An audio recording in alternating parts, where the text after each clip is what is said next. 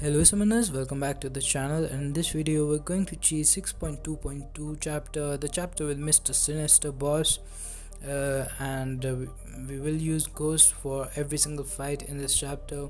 I did 100% of this chapter like yesterday, and I was really surprised how good and effective Ghost was. So the global node here is called Backblast. What it does is it incinerates on you when you do more than 5% of the opponent's health as damage.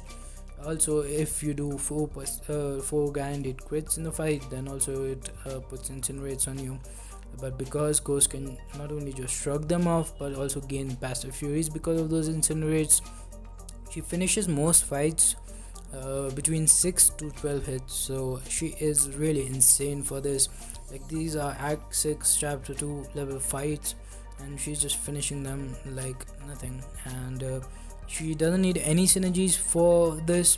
You won't be using the Wasp synergy like at all, because there are only one fight where you might want to use the SP2 is the Iron Man Infinity War somewhere in the map. But other than that, you don't want to use the SP2 for two reasons. First of all, you don't need it because you are already doing a lot of damage. Plus, the second reason is if the first part doesn't kill the opponent, right, then you will end up taking a lot of incinerate damage. Like these incinerates, they're not doing that much here because I'm immediately phasing them off, right?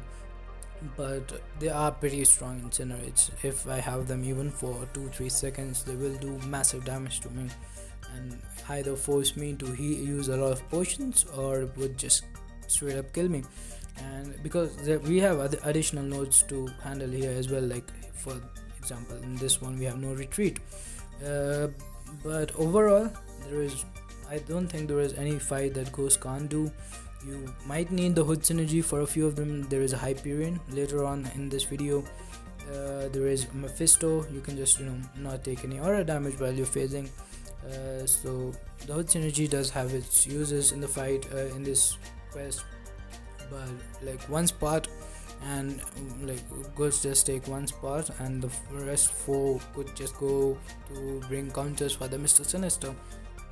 But the fun fact here is that Ghost is actually awesome for that Mr. Sinister as well. I think she's the best character with or without the Heimdall synergy for the Mr. Sinister fight.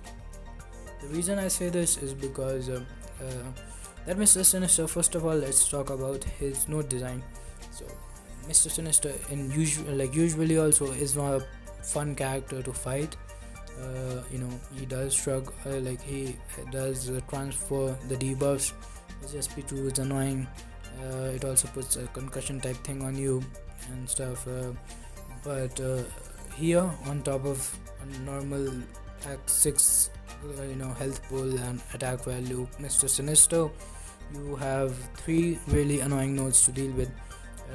Here I'm not going to commentate a lot on the fights because like you're seeing this, she's just steering through everything in 5-7 hits, so this is kind of self-explanatory. But the Mr. Sinister fights, that's tricky, and I did solo him with Ghost once in my 4 or 5 tries with her, but and that was also using the Heimdall synergy. Otherwise, like, it came really close. Like I did 85% of his health one time, but I'm going to tell the problems with that as well. So the Mr. Sinister fight, the 3 annoying nodes that I was talking about are Caustic Temper, which means you need a poison immune character to deal with them. Then on top of that, you need a poison immune character who can gain fury, so that just limits the counters by a lot. Actually just leaves out Medusa, Hyperion, Captain Marvel movie, and Ghost, as far as I know, without the Heimdall synergy. And with the Heimdall synergy, you can use anyone who is like poison immune, or it's actually not a poison. Or Caustic Temper has a percentage chance of getting poison on yourself when you hit the opponent. So if you don't hit the opponent at all, by which I mean Quake, then also you can do that fight with the Heimdall synergy. But without the Heimdall synergy, like, you are doing 90% less damage, so that just makes it a really long fight with any character, so definitely won't recommend that. And Ghost, she doesn't need the Heimdall synergy because you can just use a heavy attack and gain fury. Also it has EMP modification, and if you don't have the Heimdall synergy, then because you are going to use heavy attacks and those furies are not permanent, you will be constantly. First of all, let me tell you how you will deal damage in that fight, because Ghost is known for her critical damage, and Mr. Sinister is known for not taking critical damage because he heals it up.